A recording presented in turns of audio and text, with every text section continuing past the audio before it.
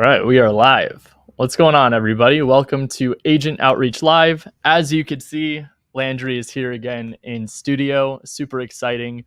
Landry, why are you here in Arizona this week? What's going on? Oh my gosh, I'm so excited. This Thursday, we're actually doing our first kind of just batch meetup, community meetup. And Ryan is going to be a panelist. So I'm super just looking forward to that. We're going to have a really good group of people. And I'm just happy to be in Arizona, even though it's been super hot. So For sure. And, we did catch a little bit of rain. It was like cloudy for like 2 minutes today. So, as you can see, I got my sweater weather on. yeah, seriously. Welcome to Agent Outreach Live, everybody. If this is your first time tuning in, my name is Ryan Zolin. Again, this is Landry Morby. She is my co-host. On this show, we are pulling back the curtains. There is no script. There is no nice fancy thing that we're reading off of. What is that called? A teleprompter? Teleprompter, yeah. We're not reading off of anything. This is fully just transparent action, going in, calling agents, and trying to show you guys behind the scenes. A lot of times what you'll find on social media, especially on YouTube videos, is the tip of the iceberg. Yes, I've got funnels too. Yes, we have things that obviously we are trying to sell. But at the end of the day, what we want to show you on shows like this that are free for you is that we can actually go a little bit more in depth. This isn't just here's agent outreach, here is MLS offers, here's what we do. This is the why. This is the why we do it. Why we're out there taking action every day, why we're doing the same consistent things, just like every other investor, but with a little bit of a different approach. So if you're not familiar with agent outreach, the easiest way to explain this is that it is an acquisition strategy. So agent outreach are those texts that you get if you are a licensed real estate agent that would say, hey, are you still a licensed realtor in the state of whatever? My name is blank and I'm interested in purchasing that off-market property. If you're a realtor, you know exactly what I'm talking about. If you're an investor, that's the name of the game. We're reaching out to realtors. Now, why would you do something like this? Well, the alternative that people don't talk about on shows like this is that the cost of doing direct-to-seller marketing, it's terrible. Yeah. It is. It's really, really tough. And it's not impossible. I have a lot of friends that teach how to do direct-to-seller wholesaling. I've tried it myself. What it comes down to that people don't talk about, you need money. Like realistically on some very, like, no pun intended, but very real level stuff here. You need to understand that $5,000 to $10,000 direct to seller is your entry point. So if you don't have that money to spend every single month consistently, direct to seller marketing is not the place to start. That is the only bias you'll hear. And if you go back and you've been watching this series so far, you know exactly what I'm about to say. But the only bias that you will hear me say is that our strategy is the best place to start. The reason being is that it doesn't break the bank. So Agent Outreach Live, we use a system and software, Batch Leads, where they actually have an agent outreach directory. It is crazy. It is this simple. There is literally a button that says Agent Outreach. We click on it. We put in the city. We make some calls. It's that cut and dry. So should we pull up the software really fast and show them that button? Yeah, absolutely. I'll Cool. kind of just show you guys. And as we're always going to say, of course, you can't see everything. Everything has to be blurred on YouTube for privacy purposes. So if you guys want to as well, we'll get the links for you eventually to get into Discord with Ryan or into the Batch community. You guys can always jump in there and actually see everything, without it being blurred and really learn the ins and outs of the system. But basically how it works is we come into agent outreach within Batch Leads. Even the lowest plan gets this, which is really nice too. And then you come in and search an area, and we'll tell you guys which market we're going to be calling in today soon. Mm-hmm. But you type in a location and you have a ton of different filters. Like if you wanted to find an agent by their first or last name, if there was somebody specific, or by the brokerage, and then by active listings, total sold amount, average listing price. Really quick, Ryan, I think it's super beneficial, especially for anybody that's brand new or hopping onto the show for the first time. What's the benefit of, the amount of active listings somebody has? Or like, I know that there was another time that we were pulling up a list with like average listing price. Like, what does that tell you about the agent? Why is that important or not important? For sure. So last week, I think I had mentioned that those are all filters that are going to be, it's like a variable. It's a variable dependent on your market, meaning that if you're in a market that has a high amount of activity going on, traditional and investment, you don't really have too much to go off of other than you could see what their statistics are. If you're in a smaller market, slower inventory, it's just kind of like maybe some of those Midwest, smaller populated areas.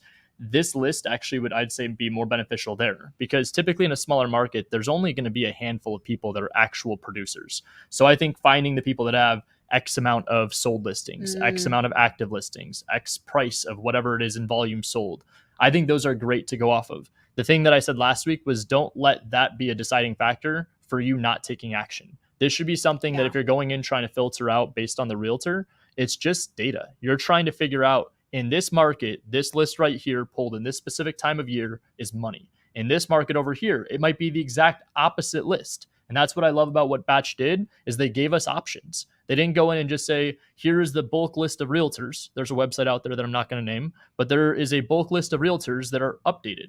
Well, if you guys haven't realized this, I'm sure a lot of us can understand this. Realtors are consistently coming into the industry. We are seeing a good amount leave right now too, as times are harder, but there's always going to be an influx of more.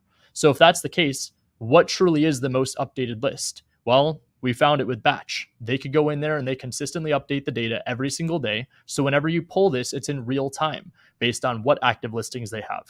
Based on the day, what they've actually sold year to date, this current month, this current week, if they're high producers, this current day. This is the kind of stuff that you need to understand when you're going in and trying to build a business. This isn't just pulling lists and trying to hope for the best. We're trying to be calculated.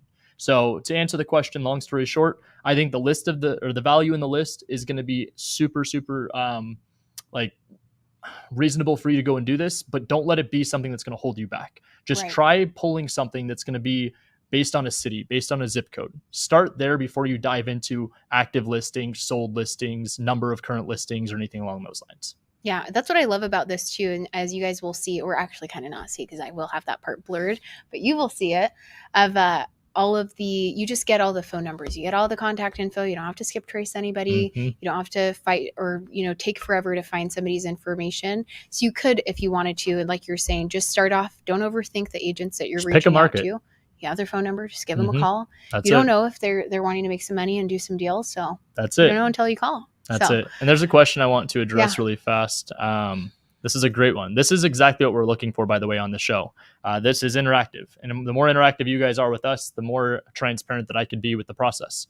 So Ken says, hey, Ryan, I'm good friends with a big player in the Houston market, and he basically told me agent outreach makes 0 sense to him. As far as he is concerned, it doesn't work in a saturated market. That's a limiting belief, and that's okay. This big player in Houston, there's nothing against this guy. Quite frankly, what I would almost challenge him, or maybe this is a role that you could fit in this guy's business model, is that he has a missing piece. He doesn't understand the value in agent outreach. The reason being is that they have traditional things of what they do, whether this is direct to seller marketing. Maybe they are more disposition focused if they wholesale, and so they have properties that are brought to them 24/7. Maybe they are primarily focused as a traditional real estate agent. If you want to give us some insight as to what this person's primary business model is, I can break down as to why their thought process is the way that it is. A lot of realtors, on the other hand, don't see the value in it, and they think that investors are spamming them. A good majority are, but the few investors that are out there doing agent outreach at a high level, they're solving problems. So the thing that I'll lead to with that, hopefully this will make sense, is that I always say the hardest part of being a realtor is to find a client. The hardest part of being an investor is to find a deal. So if the hardest part of being an agent is to find a client, the value that you would bring to a licensed realtor is representation. They get to represent you in the transactions that they bring to you. So they get paid a commission by a seller, while in return, you as the investor, the hardest part being to find a deal, get the value from the agent bringing the opportunities to the table. So that's the beautiful thing about this, is that it's actually a win-win situation. I'm not going in saying this has to go in and be a specific deal where it's creative finance, or this has to be a development deal. This has to be a list. This comes in where I'm solving problems. I tell them option 1, 2, and 3. And a lot of the times it actually comes out where I'm not going to make money on the deal. The agent that brought it to me is just going to list it and get the seller the most amount of money. But what matters most is I got the opportunity and first dibs at it. So that's where it's a numbers game. Doesn't matter direct to seller, doesn't matter agent outreach. The thing that I like to understand is that no matter what it is, it's going to take time. But if I can eliminate the fact that it's going to take money as well, that's what we do with direct to seller. We eliminate the fact of having to spend money to start. So if he's spending money to go get deals, let him. That doesn't mean that it doesn't work or that he's crazy. The fact that he's going to go and crap on our strategy, prove it to him as to why it's valuable. The only thing I'd put as a precautionary, watch out for those kind of like relationships, just in the aspect that if they don't see the value in it, those are the people that sometimes go around you in transactions. So you don't want the realtor to have a new contact that is your buyer that will just go around you. You don't want to send them on market deals that you don't have locked up because they'll go around you. Instead, you want to know your numbers. You want to be spot on, get it under contract, and bring an opportunity to them and say, this was from agent outreach. Would you like this? So now that's value. So here's the next piece. He wholesales, fix and flips, and is also getting into new construction. Great. So if he wholesales, he would understand that what his hardest part of his job is doing is to find more business. It's to find deals. The hardest part of being an investor is to find a deal. So if he fix and flips, if you found an opportunity that made sense, we're going to use some drastic numbers here, so play along. You find a deal at $100,000. It was brought to you by an agent. Seller wanted nothing to do with the property. They inherited it. They were happy to find out it's worth $100,000. Now, we are just so crazy as wholesalers that we don't want to go and purchase this property, but rather instead we want to sell it for $150,000. It's a $50,000 assignment fee. Now, in that example, let's pretend, drastic numbers, the house at the end of it is worth $500,000 in the condition that it's in. So that means we're leaving a good chunk of money, $350,000 of equity on the table. Well, to the investor, they're going to jump up and down because they're buying a house for $150,000 that is worth $500,000. To us, we're jumping up and down because we have a $50,000 assignment. To the agent, they're super excited because they had a signed listing contract with the seller, 3% commission that they got both sides of, 6%. They get $6,000 on that deal paid by the seller. Seller pays the commission, some fees. They got more money than they anticipated for. Everybody wins in that transaction. So if that's the case, why wouldn't that deal make sense? Doesn't matter if I got it from the MLS. Doesn't matter if I got it from agent outreach. Doesn't matter if I stole the house some way, somehow. If title's free and clear, title company, closing attorney sign off on it, say this was legal, why would they have an issue where it was sourced? Usually it's ego. Usually it's the fact of a limiting belief and they're just going to walk into the room saying it has to be direct to seller, has to be off market. That's fine. You don't have to work with that buyer. But that's just food for thought as to what his thought process is. It's not that it's bad. It's just that the limiting belief is that agent outreach does work and the value is 100% there. I would even argue that majority of wholesalers right now are doing agent outreach. So. Oh, yeah. And I really love too, especially just on the point, if nothing else, that it doesn't cost you anything in marketing. It's time. All about That's building relationships. So it's like when we're on these, or when Ryan's making these calls, it's not like agents are answering and just being like, oh yeah, you know what? You just called me at the right time. I've got a deal ready for you, buddy. But it's like that one, what was it? Like 11 months or something like that. But that ended up coming to fruition. It was like $125,000 assignment. It was 11 months of follow-up. It takes time. But the beautiful part behind that was that the relationship that was formed in the 11 months, obviously they trusted us enough to bring us a deal. So in that case, agent's happy with us. The relationship's formed. Who do you think is top of the list next time they have another opportunity? And that's another deal or another opportunity from one person, which I really love about this strategy too. I mean, I don't like to crap on other strategies because I think that it really depends on what people want to accomplish. I think the main thing to understand, and I always, again, try to give kudos where it's deserved. I'm pretty sure Brent was the one that talked about this first, but it was wholesale is a foundation. So wholesaling being a foundation, there's a lot of different things strategy-wise within wholesale. There's the direct-to-seller, there's JV, MLS, agent outreach. Again, direct-to-seller even has like 5 branches, door knocking, driving for dollars. There's a million different ways to do this with wholesale. Well, if wholesale is the foundation, the goal is to create active income. Once you get to the point where you have to start worrying about taxes and worrying about what that looks like to take the next step in real estate, well, then you've got decisions. That's the long-term buy and hold. You could buy this as a long-term for an Airbnb, make it a short-term rental. You can make it a long-term rental and just rent it out. This could be fix and flip. This could be private lending. This could be development. This could be going, again, a million different directions. The goal is to get started. For most people that are watching this, you probably haven't gotten to the point where you've done a deal or even at the point where you've done a deal consistently every single month. So right now, foundational, let's work on finding that first deal. Let's work on not breaking the bank, trying to get stuck in analysis paralysis. Let's not worry about what my logo looks like or what routine I need to get in the morning to get going. These are all personal things. I'm not going to say it's good or bad. What it comes down to is the action steps. I talked about this, I think this was like 2 or 3 weeks ago. Green time needs to be on your focus. So if green time is money-making activities, regardless of what that is, maybe even a job, your green time activities need to be time blocked in your day. If you are not time blocking at least 2 to 3 hours a day, assuming you're working another job, or at least 6 to 8 hours a day if this is full time, you are going to fail. I talked about this earlier. Every Tuesday we do a call with our family tree, the people over at Real Broker with us. Shout out to everybody. But we talk about like where the 8 ball is going. We have to get ahead of the curve. So right now, if you are a one-trick pony, even let's pretend direct to seller, typically people that are out there saying this strategy doesn't work or this one sucks, that's someone that's not doing the best right now. So the people that are jumping from strategy to strategy to strategy, just read the writing on the wall is all I'm going to say. Understand that this is a long marathon here. We are not trying to do this where we're going to become rich over the span of 30 days. We're going to be taking steps to get rich over the span of 30, 60, 90 days that leads to years and years of growth and development. So if right now it's just getting started, Not breaking the bank is going to be most important. The thing I said today on our call, which I think I ended it with this, and this is something that I always try to repeat, especially to my students: survivability is first, scaling is last. Survivability, stability, scaling. Survivability is paying your bills. Stability is sleeping well at night. Scaling is when you start building a business. So let's worry about the according facts. Obviously, I want to make sure we're going to have some time today to call some agents. We are calling Cleveland, Ohio. Cleveland, right? Cleveland. Perfect. Yeah. Cleveland, Ohio. We have some people in the office that were talking about Cleveland. We had people in the Discord inside Slack that were talking about Cleveland in the past. And we did not want you guys to think that we forgot about you. So we are going to be calling Cleveland, Ohio today. I think that was great, though, to break that down, because I think that everybody, having multiple tools on your tool belt. You have to. If you're going to be just a traditional agent working with buyers or sellers, your time is limited. If you are just a wholesaler, your time is limited. I don't care what your strategy is. If you are just somebody that's fix and flipping, time is limited. Right now, you don't need to be the person that tries to do everything. But if you could have the resources and tools available to do everything, that's all that matters. So for example, my business partner, Matthew Potter, anytime short sales or hedge funds pop up, that is my guy.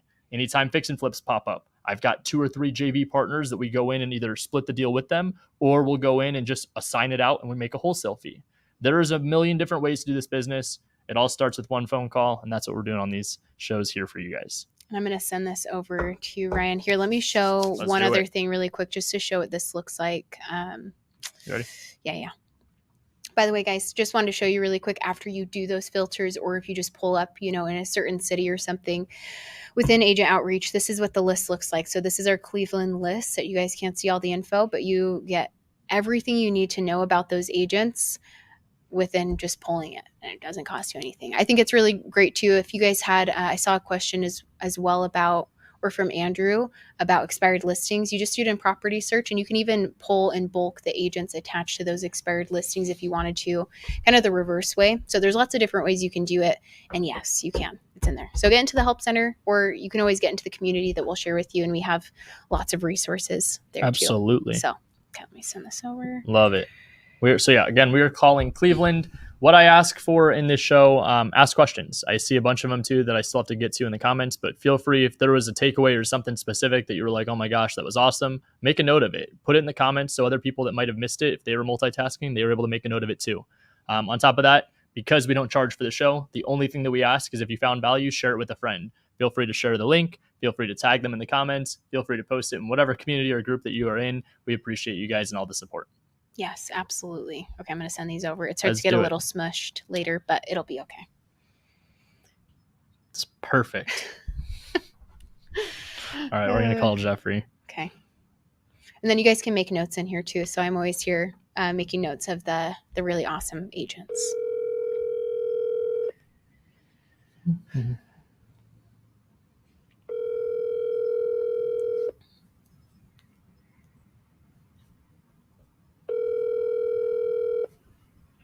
Hello, you have reached the voicemail of Jeff Longo and Longo.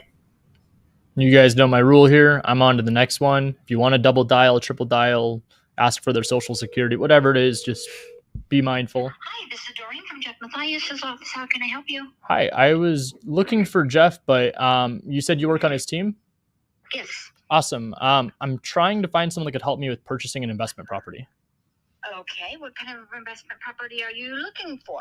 So primarily single family homes. I'm not sure if you can see my area code, but I'm based in Arizona. We're just trying to expand out to some other markets. We've got some partners and people out in Cleveland that could help us with some of the management, but the only piece we're missing right now to this all is a realtor. So I don't really have too much preference other than single family home.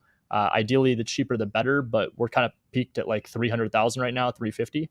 But we're paying cash. So I'm looking to close on something rather quick, but I wanted to call a realtor, and before just throwing a bunch of information out there, I just wanted to see if we can form a relationship first. Okay. Your name, sir? My name is Ryan. Ryan. And your last name? Zolin. Zolin. Zolin. And your phone number?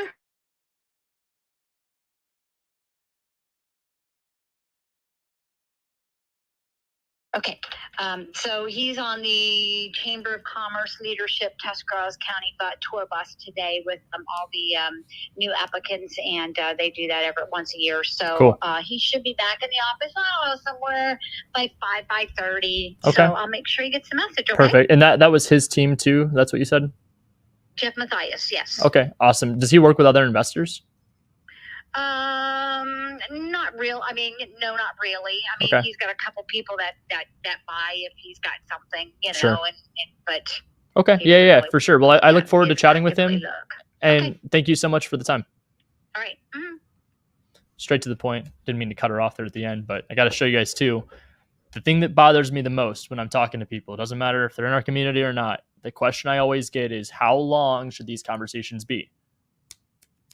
If you guys see our KPIs, we don't have time to chit chat. Like if they're going to tell me about all the things they do and all the accolades, depending on what they say, if there's specific triggers, listing coming up, pocket listing, if they mention an investor vocab word, ARV, renovation, like they start talking about things that are in our realm, that's when I would make a situational awareness decision, which would be, let's see where this goes. I'll spend an extra 5 minutes. With her, she wasn't the point of contact. She wasn't someone that was looking to pass me along to another realtor. Yeah. She was trying to come in. She was just straight to the point. What's your name? First name, last name, phone number. What are you kind of looking for? I'm going to pass it along and have this guy reach out. Yeah. The reason that I went through and played along to that whole thing was because the team lead is reaching out to me.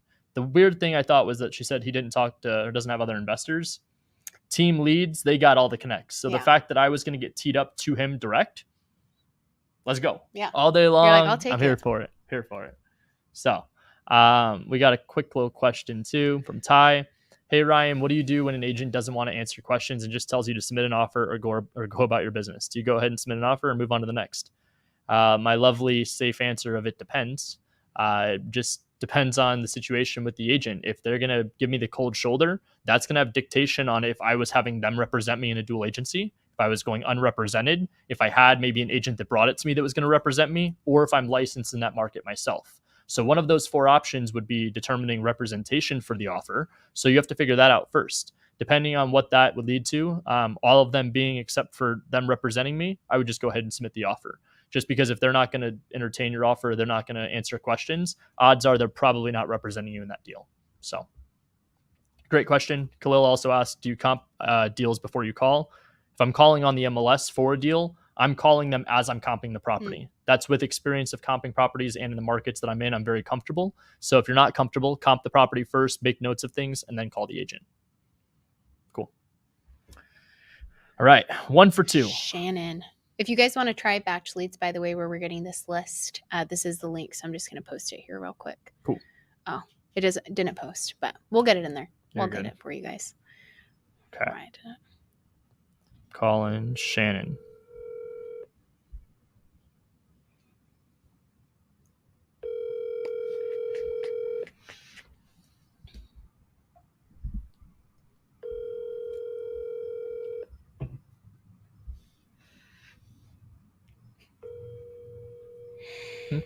Sorry, I'm just laughing because I almost made this whole thing fall over. So.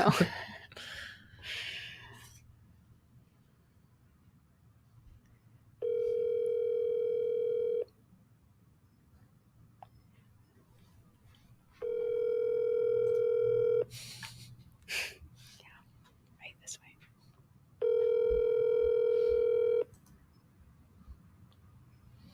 Matt said, last time I was on, you specifically didn't use terms like ARV comps. Do you let them bring those terms up and then respond to them? Absolutely. When I'm talking to realtors, I'm sounding confused. I'm sounding like a client. That's not to not convey that I'm a realtor. I absolutely get to that point. My goal is to show them I need help. When I'm calling somebody and asking for help, why would I want to sound like a know-it-all? I'm not going to be like, so the ARV on this property is going to be blah, blah, blah, and the comps are... No, you got to be like, hey, so I think that when it's all fixed up and repaired to the highest value I could sell it for, ARV, I think that would be at this price. That's once the cost of renovation was broken down. That's after my comps are broken down, but it's in a way where they understand. Well, it looks like the neighbor just sold their house for this and they're bigger. The neighbor just sold their house for this and they have a pool. Mine's a 2-story without a pool, smaller house. I don't see that I could sell it for that price. I'm jumping around comps. I'm jumping around ARV, jumping around even renovation. I'm trying to just make it a conversation. And the more likely you are to sound like a client and just truly an investor that needs help, the more likely you are to resonate with a realtor. That's a really good question. Really good tip too. We're going to call Gene. Also too, Lenny, I need a little bit more of a breakdown on that. Did an agent ever force you to go out of pocket and say the main buyer must be on the listing? They can't. Equitable interest in wholesaling rights. I'm legally allowed to wholesale, so they can't unless it says it's not assignable. Hello? Hi, I'm looking for Gene. I'm not sure if I have the right number. Speaking. Hey, Gene. My name's Ryan. I'm calling, trying to find a realtor out in Cleveland that could help me. I'm trying to purchase a property. I'm not sure again if I got the right number. Which property? I don't have one lined up yet. I'm right now trying to get a few realtors to interview to see if there's somebody that could help me out. I'm based out of state, but trying to find someone that could be a part of like our, I don't want to say our team, but like somebody that could help us with buying multiple properties. Oh, those are tough. Yeah. Thanks. That's sure. All right. Thank you. Thanks. Bye. You can fight for that one. I could hear kids in the background. Situational awareness. It's a battle uphill, trying to provide more value in a small amount of time with you guys. I love you. That was for you. If you wanted to go and take that to the next level, the conversation would have gone something like, hey, Gene, completely understand. It even sounds like you're busy right now. If you don't mind me asking, do you have someone you could refer me to? I don't need this right now. Just whenever you get a minute. If you have someone in your office or somebody that is like maybe a newer agent, I'm just trying to find a few. And honestly, you answering the phone, even while busy, that I would trust your input here. So I'm hyping them up. I'm understanding. I'm not saying this needs to be right this second. And I'm also giving them the out. So at that point, especially if this is a market you're focusing on, always, always, always ask. Doesn't hurt. Doesn't hurt at all. Even if they say no, okay, who else should I know? Cool. Can you still wholesale properties that have unpermitted additions, or how do you go about it? Absolutely. Yeah. You just need to make sure that there is going to be a permitted square footage and then there is an unpermitted square footage. Disclose, disclose, disclose. I always hate in the wholesale world that we don't answer questions and we just kind of throw out a bunch of stuff and say it's as is, protect yourself. No, if someone's buying this property, especially considering most wholesale terms are non-refundable earnest money with 0-day inspection, you bet your ass you better disclose whatever the hell is going on in that property. There's squatters, there's rats, there's Arizona scorpions, there's, we just had a dust storm come through and knocked off 3 bricks. I don't care how big or little the issue is, disclose. So, and if you obviously don't know, just say you don't know and encourage them to do their own due diligence while maybe offering an inspection period. But yeah, absolutely. You can wholesale them. You just want to make sure it's disclosed that it's not permitted. Great comment, Adam. This agent showed you how much she'll work for you right then and there. Passed her by if she doesn't show the app for interest. Yeah, you're right. Spot on, bro. Oh, Rudolph? Yeah. It's holiday season. Let's go. Rudolph has my deals. That's so. Can you imagine naming your kid Rudolph? I would love that. That's bold. Perfect. Rudolph is like top tier, you know? I mean, just like led the way. I like it. Rudolph. Yeah, it's a pretty cool name. Hey, not sure if I got the right number. I'm looking for Rudolph. This is Rudy. Rudy, gotcha. Nice to meet you. I again don't know if I have the right number. I'm trying to find an agent in Cleveland. What you need, man? Trying to buy some investment properties. This number just popped up online when I searched up Cleveland realtors, and so full transparency, I mean you're the third person I've called. So just trying to find someone that could help me out with representing us in a transaction. Sure. Cool. So do you work with like a lot of buyers and stuff, or like what's your primary focus? Working with buyers. Perfect. Okay. So I don't know if you saw my area code. I'm based out of state. I've got a bunch of connections out in Cleveland, and we've even got like I don't know if you call him like a partner or a money guy or whatever, but we've got all the pieces available. The only thing I'm missing out on right now is I only have his input as for what the area is like, and then I need a realtor that could obviously just give me like a second input while writing up an offer for us. Yeah, 1 second. Sure. Let me text you, and I got somebody on the other line. I'll call you back in a few. Cool. Thank you. Oh, Rudy. We'll get back to him. Yeah, we'll see if he calls. Calls back. On to the next. Charles.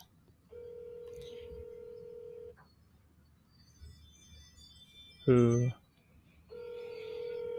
Come on, Charles. Money's calling. Rudy just sent me his email. Oh, Rudy. I guess that answers that too. He doesn't like Rudolph. Yeah. There you go. For I think sure. it's got a pretty cool name.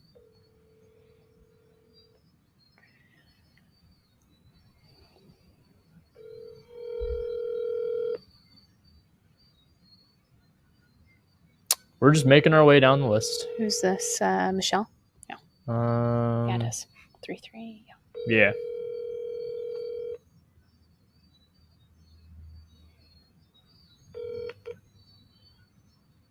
Cleveland Realtors. Where are you guys at? I know. What are you guys doing today? It's fine. It's fine. They're celebrating the Browns win.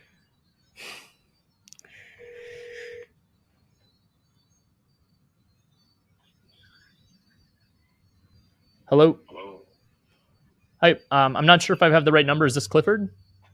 This is he. Hey, Clifford. My name's Ryan. I'm based out of state. I'm in Arizona. I'm an investor. I'm trying to find an agent out in Cleveland. I'm not sure if you're still licensed or not. I am. Okay, awesome. Yeah, I'm trying to find a property. I'm not sure if you work with buyers, but being out of state, I could just use some assistance with like a real estate professional. I've got all the other pieces in place right now. I even have like a partner that's kind of backing us with funding. But the one thing that I need is a property to get under contract. So I'm not sure if you're able to help me out or not, but we're looking to make a move pretty quick. Okay. What's the property and property address? So I don't have a specific property lined up, but we're looking kind of in like the Cleveland area. So I don't really mind if it's on the MLS. Cleveland is a pretty big.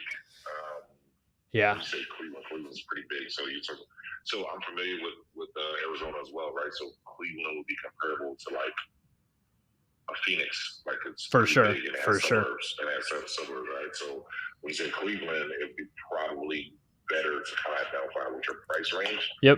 Your price range will basically determine what part of Cleveland you may not be referring to. So that's exactly what I was hoping you could guide me with. So I'm kind of in the range of like, because we're paying cash. I mean, full transparency, I might use hard money if the price is a little bit higher than what we're looking for.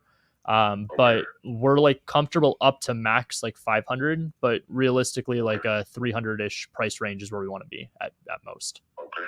And these are properties that are like multifamilies or singles, what's the game plan there? So we primarily fix and flip in Arizona. And I mean, I could show you any of like our past flips if you want to see what we've done. We've done like the $1 million stuff in the past and it's not bad. I just found that having that much like exposure out typically when a market flips is not the goal. So if anything, I mean, single family home is my comfort level, but if you found an opportunity that was like a multifamily or even possible Section 8 for like a rental, I'm not opposed to buying and holding properties. The primary focus right now and going into like the next like 30, 60 days would be to find a fix and flip first. Got it. Cool. And you're talking about your acquisition would be $300K or your ARV is $300K? So ARV meaning like the after repair value? Yes, sir. So, I mean, I could buy up to 300 pretty comfortably, like the purchase price with the acquisition or with the after repair value being around like that 500, 550. Then the way that we kind of run our numbers is I usually take off like 93% from the start just for miscellaneous fees. And then I take off the cost of renovation. And then typically whatever we put into the cost of renovation, we want to make back. So like if we put 50, 60K out, we want to make pretty close to 50, 60K back in profit.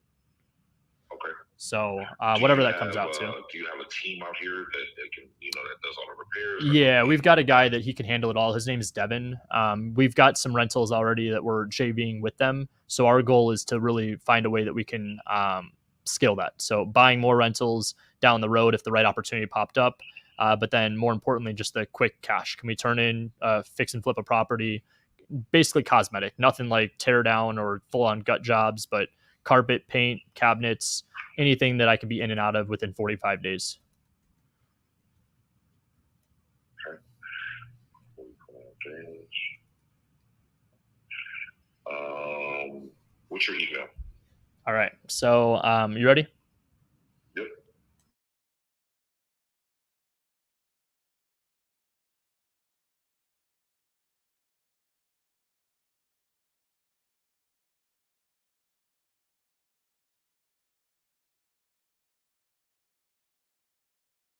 Right. Absolutely. I like that emphasis on the Z. Yeah, for sure. So what I'm going to do here, I'm actually in the process of doing a listing, putting a listing on the market. Once I'm done with that, what I'll do is I'll scour the what we have on the MLS. I'll send you kind of whatever's out there. Cool. And then we can kind of go from there. Yeah, sounds good, man. The only thing that I always just I would ask is that, so we're in like Florida too. We do some deals out there. I'm all for the win-win relationship. So I want to make sure that whatever we can do to get you paid on the deal, that's my first and foremost, while obviously we're still making money. The only thing that I ask is I just don't want to get set up on like a search, just because I don't really know what I don't know in the area. So if I could kind of lean in on you, that if you found something that was on market that you think would make sense for a flip, if you could just send that over to me rather than the automated list, it'll just kind of get lost in translation. I can do that. Cool. Awesome. Well, I really appreciate your time, and I look forward to working with you. We're looking to buy something, I mean, in a perfect world by the end of the month, but 30 days, like no less than that. So, or no more than that, I should say. And most of the stuff that you're going to try to purchase is going to be cash, or you're going to try to do hard money? Just if it's above that 300 to 400 range, we're probably hard money, just so we can use other people's money. But if we are under that 300 range and it's something that, I mean, we need to move quick, we could close.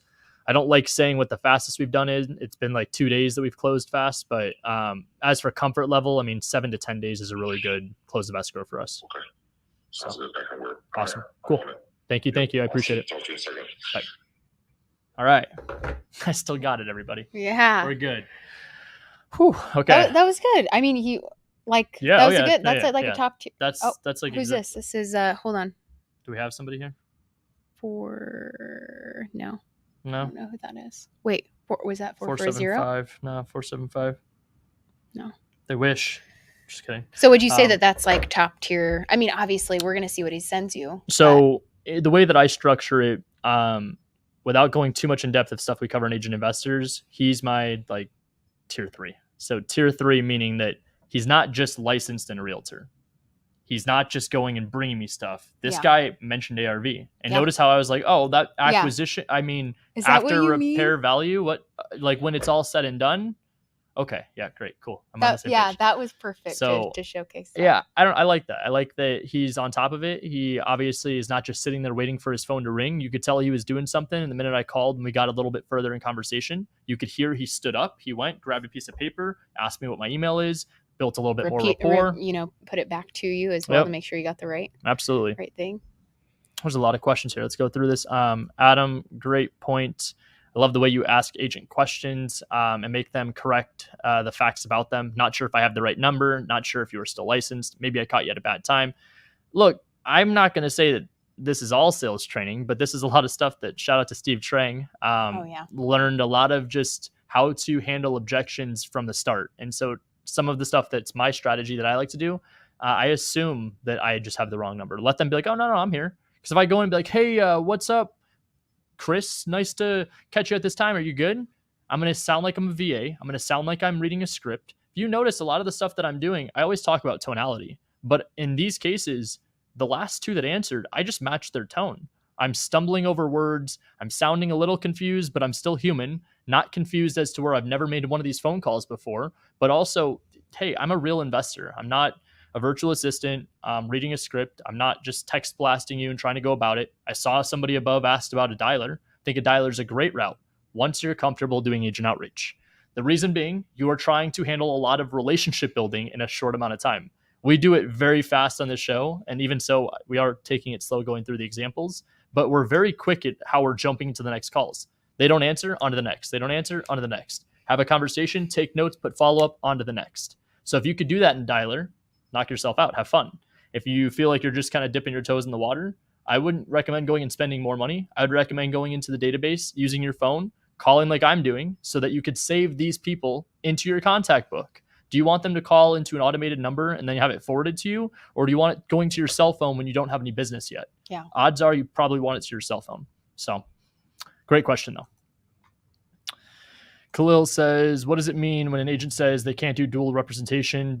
Okay, but they can be an intermediary. So they're basically saying that they can do unrepresented, but they can't be dual agency. Dual agency, what most people don't realize, the most common teaching of a dual agency is where the listing agent that has the deal you're trying to get represents both the seller and you in the transaction.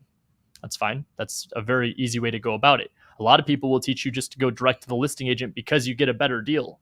What they forget to tell you, again, tip of the iceberg, is that the fiduciary they have is to the seller. So if you don't know what you're doing, if you've never done a contract, if you've never closed a deal, you need to make sure you have somebody that has your best interest, because while you might have watched every YouTube video possible, the odds of you knowing the terms that need to be in a contract, knowing the ins and outs, knowing how to protect yourself, that's questionable right now, and that's okay. That's fine. The thing about dual agency that I don't love is that you leave money on the table. A dual agency is my very, very, very last attempt to get the deal. Hey, look, I get it. You can make twice as much money. Just represent me in the transaction.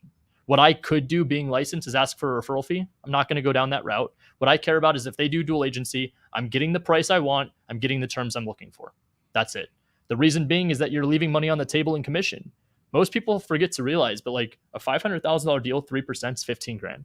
So if that's $15,000 in commission, how many times do you have a $5,000 assignment fee that you're over there sweating, losing so much sleep over that you're going to split 50-50 and make $2,500 on?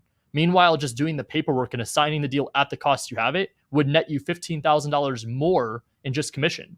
So dual agency, I don't love. If they're not willing to do it, it's typically the brokerage doesn't allow it, the state doesn't allow it, title company doesn't allow it. Some way, somehow, somebody's gotten burned. They don't want to go down that route again. So I understand it. I personally think dual agency is very gray, but just remember too, dual agency can also be not just the listing agent, but anybody at that listing agent's brokerage representing the seller and the buyer. So if Keller Williams Realty Alabama was the listing agent, and this another agent at Keller Williams Realty Alabama was also the buyer's agent, doesn't matter if it's not the same person, that's still dual agency. So just make sure that you understand the differences, how to protect yourself. I would definitely recommend going unrepresented before dual agency, or having another agent represent you in the transaction. Cool. Great point. Do you feel it's a requirement to have a buyer lined up right away on market, or could you just find one? I think it's important to have buyers lined up regardless. If you don't, you're hoping you know what a deal is. You're hoping that buyers would agree that it's a deal. And this is where the area of gray wholesaling becomes not so gray, a little more on the unethical side. The last thing you want to do is mess with someone's livelihood. So don't just get properties under contract hoping to wholesale the deal out. Yeah. Yes, you can protect yourself, have inspection periods, your earnest money is refundable during it. I understand it. The thing I don't love about wholesaling in this strategy, at least, is that if you don't have a buyer lined up first, you're praying that you have somebody that could sell the deal for you because you don't have buyers. So on top of whatever assignment fee you're going to make, 50% of it's most likely gone to whoever helps you sell it. So just be mindful of that. Finding your buyer first is the best way to go. Great point, Nav. No based questions. Framing a negative so that they correct it, lower their guard, build a rapport, come off genuine. Hey, I am genuine. No, come off genuine. Yeah, come on. I think finding buyers is definitely, I mean, everybody's going to have a different way to go about it. There's no right or wrong way or whatever. They're all just different ways, but we're always right. Yeah. Just kidding. Just kidding. But I think, I mean, you're finding buyers, you know what they're looking for. No, I'm not going to invest in that area. It's the realtor in me. I mean, if I'm like a realtor that we call, looking for clients in business, the minute I were to find somebody like that, I mean, doing my job, right? I'm going to go out there and I'm going to help them find a property. It's what a realtor is going to do. So it's the same thing here as an investor. With finding it for your buyer. You're finding it for your buyer. Yeah. Same concept. Okay. Michael Jr. Michael. He's ready to make some money.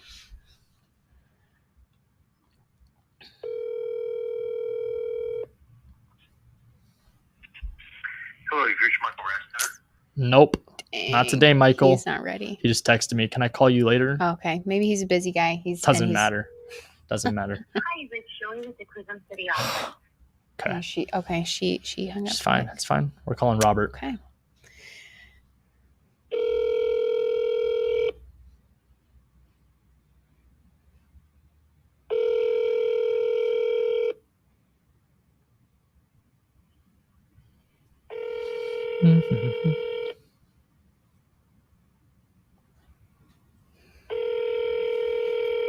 On to the next one. Just going to keep it going. Okay. Calling Gregory. It's rolling with it. Yep.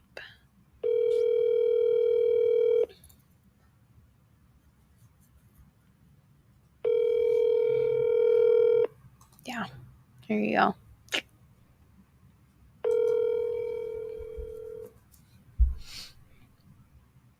Greg just he's out there finding our next deal. It's fine.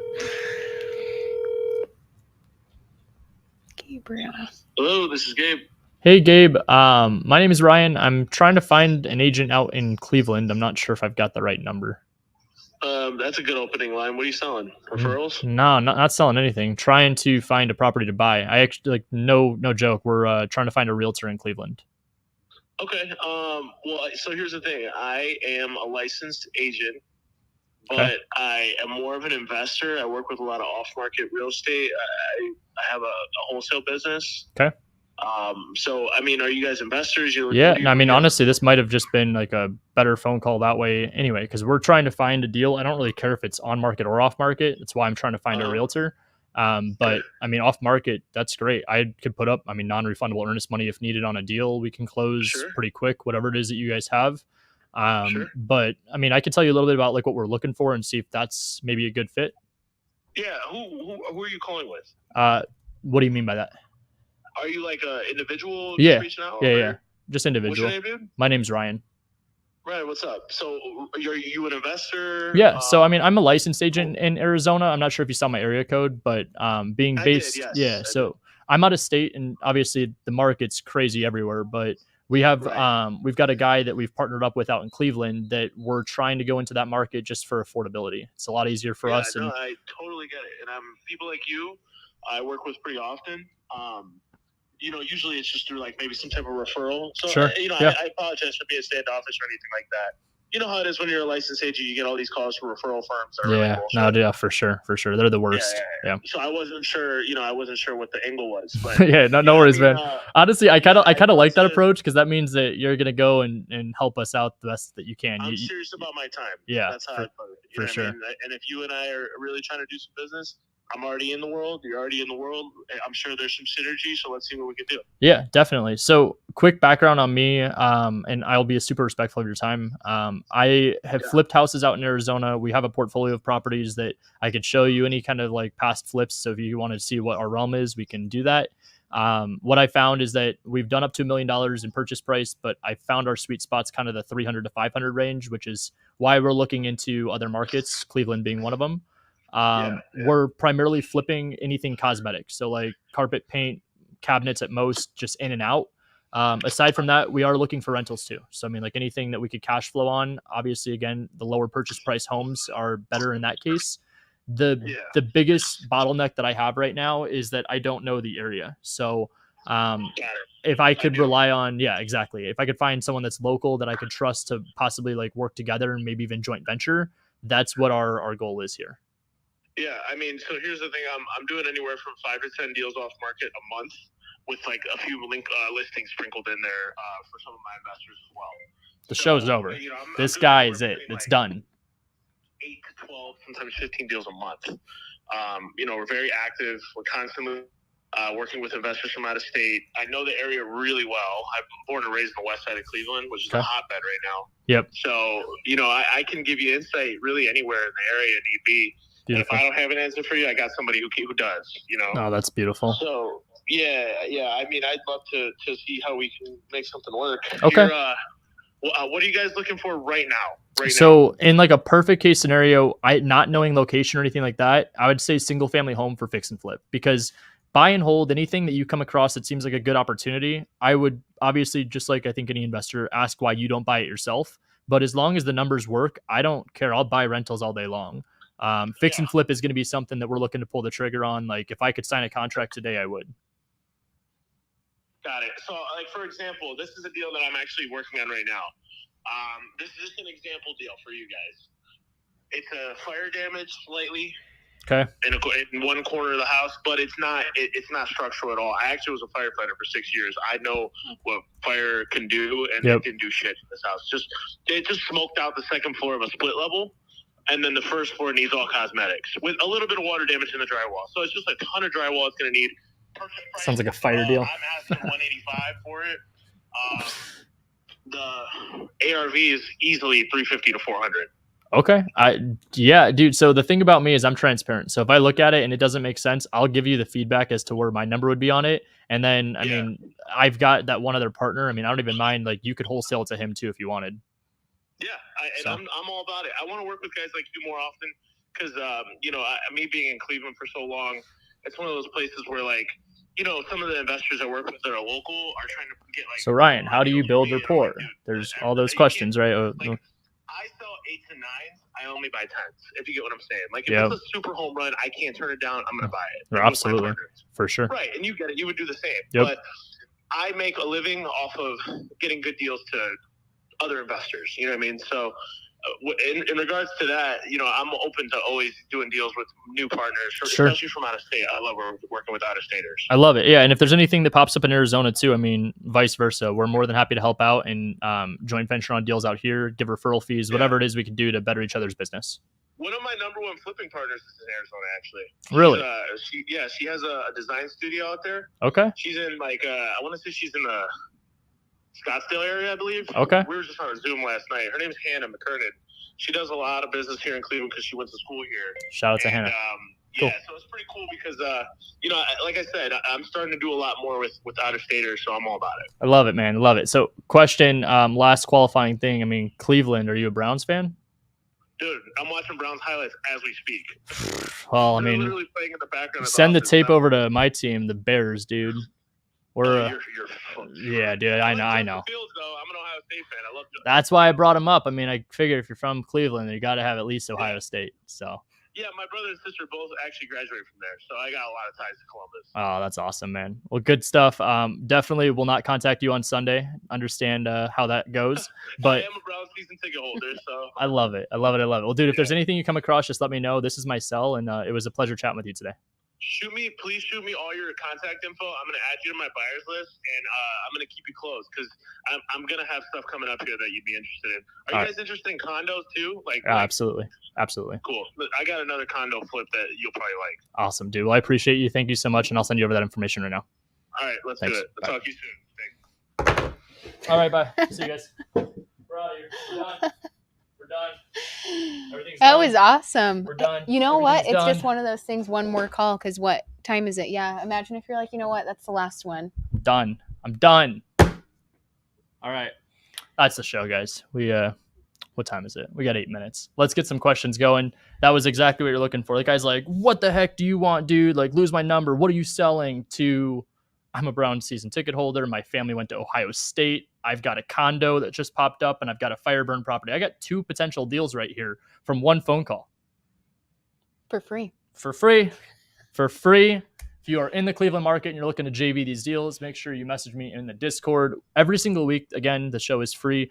I take whoever's in our market that we did the call in our Discord or in Slack. If you guys were interested in having the information of these realtors, the only thing, as you could tell with this last one, you got to be sometimes on top of it. Yeah. I played into it. He's like, who do you work for? I'm like, well, what do you mean by that? Are you an individual or corporation? I mean, I am an individual. I work under my corporation, but let's not try to like buff out the chest, say, I'm a corporation, I've got this and this. No. My name's Ryan. I'm an investor. What do you do, bro? Like, okay, you're primarily on the investment side. You do 5, 10, 15 off-market deals a month? Yeah, okay. Definitely. This guy is like my guy. This is my guy in Cleveland. Like, we actually, by the way, I didn't make up the names. One of the guys over with us at the Real Family Tree, Devin, shout out to Devin. Yeah. He is a beast in the Cleveland market. So who do you think I'm going to go try to connect to go do JV deals with? And I even asked him, can I send this person your number so you guys could JV deals together? Even if I don't buy it, I'd love for you to sell the deal to my friend. That was perfect. That was beautiful. That was awesome. Wow. I love that for the last call. Definitely. That was a good one. We got a few questions here. Let's jump into them. Lenny said, for on market, did an agent ever force you to show a hard proof of funds, or would you as the wholesaler have to pay if you back out, because we know the main goal is to not lose money. Lenny, I'm struggling to understand a little bit, but I think I get the gist. So hard proof of funds, just meaning like a normal proof of funds letter. This would come from a lender. A traditional agent's used to a big mortgage company, a corporation, giving you a templated form, which is a pre-qualification form. This is what the traditional realtor's process looks like. On the investment side, a proof of funds is a bank statement. It's a hard money letter, like little letter. It's going to be a private money lender letter. Say that 10 times. So it's going to be one of those three things most likely. So in this case, if they're looking for a proof of funds, I don't like when people make this a big issue. Proof of funds can be downloaded online. It's literally that dumb. I do not recommend going and just downloading one online, but I'd also be lying to you guys if I were to tell you that my first handful of deals, I didn't just do that. So there is workarounds always. You could find a local hard money lender, reach out to them, say you're submitting offers on properties. The biggest holdback right now is that you don't have a proof of funds. They will obviously give you one for you to submit offers with.